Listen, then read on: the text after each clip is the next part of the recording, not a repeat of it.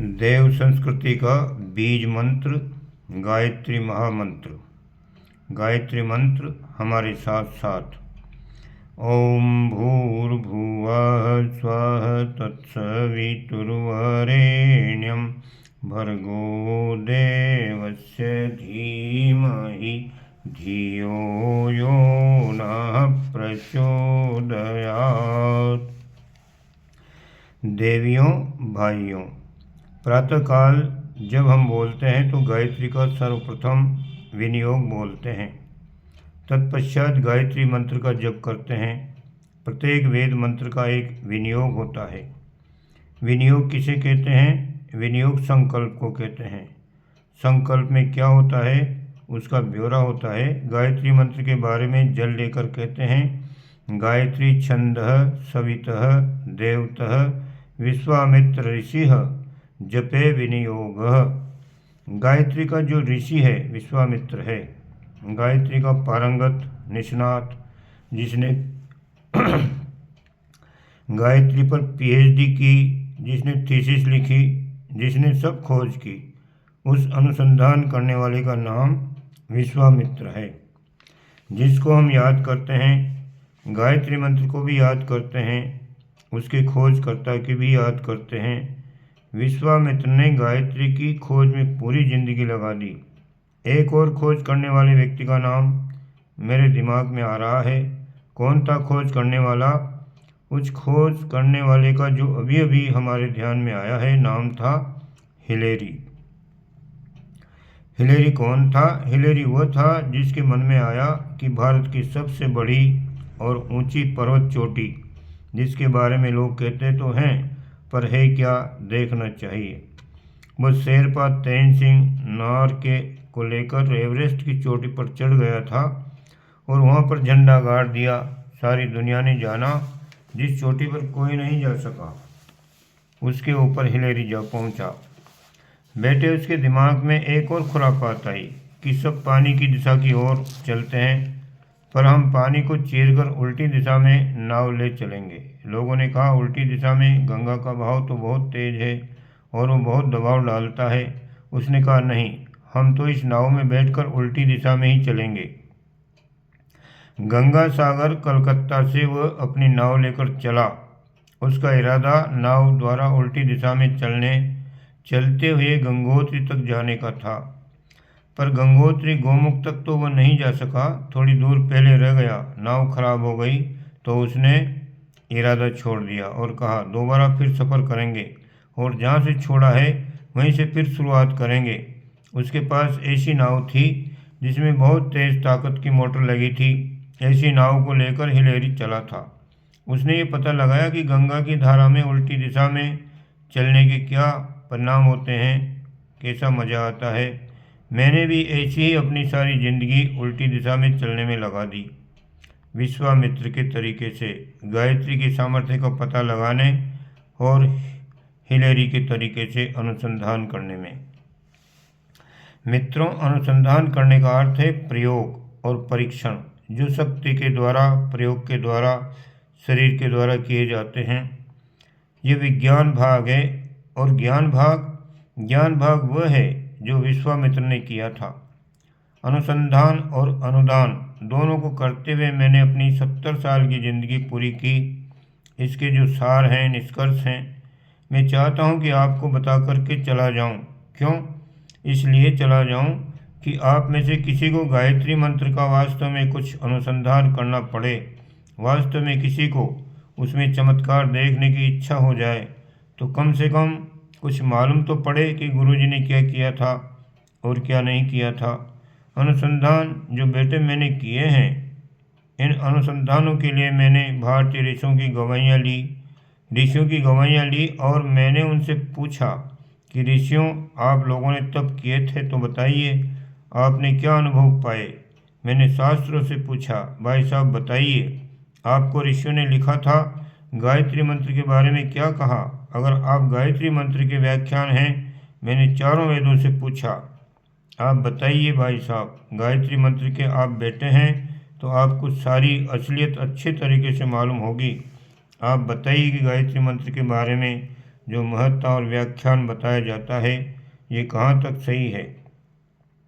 हमने वेदों के जो व्याख्यान किए हैं, पुराणों की मैंने जो पुस्तकें छापी हैं, असल में गायत्री मंत्र के ही वे व्याख्यान हैं।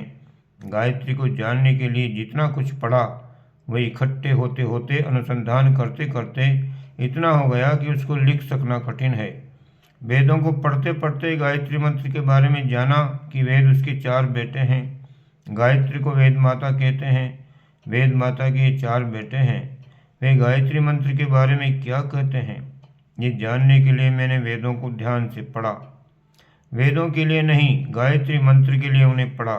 जो कुछ भी उनमें से मुझे मिला, वो मैं हिंदी में ट्रांसलेट करता चला गया। फिर जब सारे के सारे अनुवाद इकट्ठे हो गए तो मुझ में लोभ आ गया, इसलिए मैंने छपा दिया। पुराणों को मैंने सिर्फ इसलिए पढ़ा जिससे पता चले कि गायत्री मंत्र के बारे में क्या लिखा है। उद्देश्य यही रहा कि गायत्री मंत्र के बारे में जो लिखा है उसका मैं पता लगाऊं। पता लगाते लगाते मैं अनुवाद भी करने लगा, और जब अनुवाद तैयार हो गए तो मैंने कहा इसे प्रकाशित भी करना चाहिए, जिससे दूसरे लोग भी फायदा उठा सकें। मैंने जो कुछ भी अध्ययन किया है उसके लिए ऋषियों के पास गया, जानकारों के पास गया। इस विद्या के जो पारंगत हैं, सिद्ध है, उनसे मिला हूँ, पुस्तकों को भी पढ़ा है। ये मेरी खोज है। इस खोज का सार मेरे पास बहुत महत्वपूर्ण है और अनुसंधान। बेटे, मैं अपने शरीर को एक लेबोरेटरी के तरीके से बनाकर जिंदगी भर उसमें परीक्षण करता रहा हूँ। मैंने अपने शरीर की प्रयोगशाला में इसलिए परीक्षण किया कि देखें इसकी प्रतिक्रिया क्या होती है। दवाइयों के प्रयोग जब सबसे पहली बार किए जाते हैं तो मेंढकों पर किए जाते हैं, खरगोश पर किए जाते हैं, परंतु मैं किससे कहता कि आपके शरीर पर मैं क्या प्रयोग करना चाहता हूँ। कौन तैयार होता, कौन मुसीबतें उठाता, कोई तैयार नहीं होता। सो मैंने अपने ही शरीर को रजामंद कर लिया। मैंने अपने मन को रजामंद कर लिया कि भाई साहब, आप दोनों हमारी मदद कीजिए, हम आपके ऊपर प्रयोग करेंगे।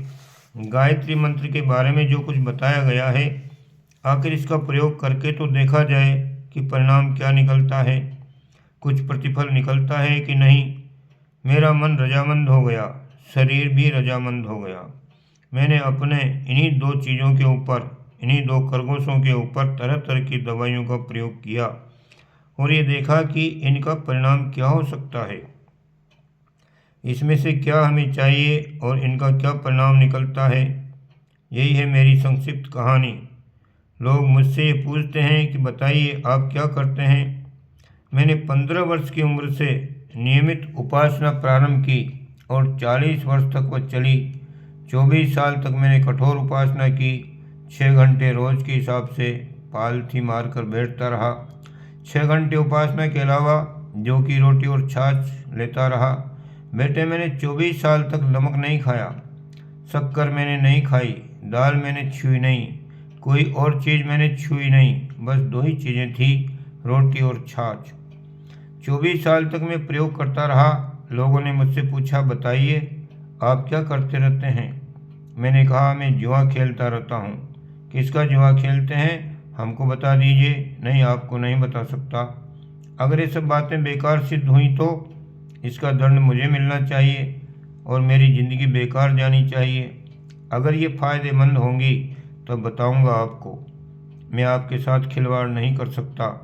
मंत्रों की शक्ति और उपासना की शक्ति जो बताई गई है वो सही भी हो सकती है और गलत भी।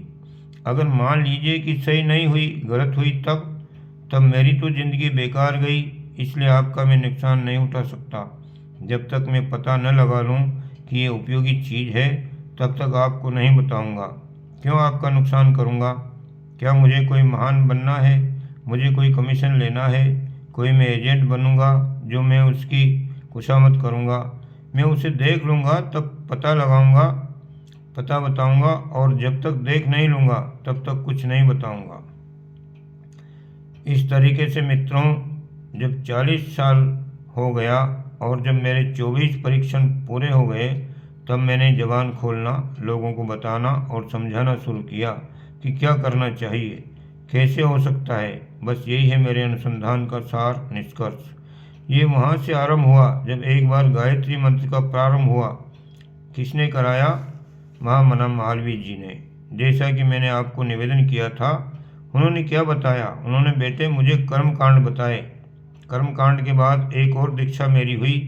15 वर्ष की उम्र का जब मैं हो गया, तब मेरे पास दूसरे वाले गुरु हिमालयवासी आए। उन्होंने मुझे गायत्री मंत्र के रहस्य समझाए और रहस्य समझाकर कुछ बातें बताईं। वे क्या बातें थीं? वे उनसे भिन्न बातें थीं जो मालवीय जी ने बताई थी। भिन्न थी? हाँ बेटे, भिन्न थी। उन्होंने अलग बातें बताई थी। मालवीय जी ने मुझे कलेवर बताया था और मेरे दूसरे गुरु ने मुझे उसका प्राण बताया। एक ने कलेवर और एक ने प्राण। साहब, ये कलेवर और प्राण का क्या चक्कर है? कलेवर और प्राण का बेटे चक्कर है। कैसे चक्कर है? कलेवर का ये चक्कर है कि माँ के पेट में जब बच्चा आता है तो पहले एक कलेवर आता है, चुपचाप बैठा रहता है, कुछ हरकत नहीं होती। लेकिन जब उसके भीतर प्राण पैदा होता है तब वो अपनी करामात दिखाता है। हाथ चलाता है, पैर चलाता है, सिर चलाता है, करवट बदलता है। तब मालूम पड़ता है कि पेट में कोई है, कोई गड़बड़ है। ये क्यों होता है? इसलिए कि जब प्राण आता है तब गड़बड़ और हलचल पैदा होती है। मुर्गी के अंडे के अंदर जब कलेवर आता है, चुपचाप बैठा रहता है, कुछ हरकत नहीं होती। लेकिन जब प्राण आता है तो हलचल शुरू करता है। आप देखिए, मुर्गी के अंडे या किसी के भी अंडे जब पकने को होंगे तो उनके अंदर कंपन पैदा हो जाएगा, कांपते हैं अंडे। कांपने के बाद क्या होता है? कांपने के बाद बेटे एक दिन ऐसा आता है कि उसका टेम्परेचर बढ़ जाता है। अंडे का टेम्परेचर आप ले लीजिए, ताप ले लीजिए, आप देखेंगे कि एक दिन उसका तापमान बढ़ जाएगा। बढ़ने के बाद फिर क्या होगा? बढ़ने के बाद एक दिन ऐसा आएगा कि उसके अंदर एक काले रंग की लकीर पड़ेगी। अपने आप लकीर पड़ने के बाद में उसमें दरार पड़नी चालू हो जाएगी और वो फटती चली जाएगी और भीतर से बच्चा बाहर निकल आएगा। ये क्या चक्कर है? बेटे, जब प्राण भीतर चला जाता है तब वह ये कहता है कि हमको अच्छी परिस्थिति चाहिए, बेहतर परिस्थिति चाहिए। बेहतर परिस्थिति के बहाने से बच्चा भीतर से फाड़ कर बाहर निकल पड़ता है। पेट में बैठा हुआ बच्चा कहता है, माँ अब हमको ये जगह कम पड़ती है, हमको अब ज़्यादा जगह चाहिए। जिस जगह पर हम 9 महीने से गुजारा कर रहे थे, अब हम वहाँ गुजारा नहीं कर सकते, हमको अब बेहतरीन जगह चाहिए। माँ कहती है, नहीं बेटे, अभी इसी में रहना चाहिए, बाहर जगह नहीं है निकलने को। नहीं, हम रास्ता बनाएंगे और आपको जगह देनी पड़ेगी। धक्का मारकर बच्चा बाहर आ जाता है और मुर्गी का अंडा कवच को तोड़कर बाहर आ जाता है। ये क्या है? ये बेटे प्राण है। गायत्री मंत्र का पहला हिस्सा है कलेवर, जिसको हम लिफाफा कहते हैं। लिफाफे की पहले ज़रूरत पड़ती है। हाँ बेटे, लिफाफे की पहले ज़रूरत पड़ती है, पट्टी की, किताब की पहले ज़रूरत पड़ती है। नहीं साहब, पहले तो फिलॉसफी की ज़रूरत पड़ेगी, फिजिक्स की ज़रूरत पड़ेगी। नहीं बेटे, न फिजिक्स की ज़रूरत पड़ेगी और न फिलॉसफी की। किसकी ज़रूरत पड़ेगी? पट्टी की। और पट्टी क्या होती है?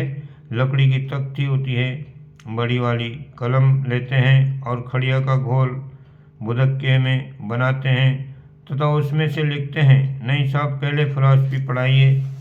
नहीं, हम नहीं पढ़ाएंगे फिलॉसफी। पहले हम आपको पट्टी के ऊपर अक्षर ज्ञान कराएंगे, गिनती पढ़ाएंगे। नहीं, आप गणित पढ़ाइए, बीज गणित पढ़ाइए। नहीं तो हम नहीं पढ़ेंगे।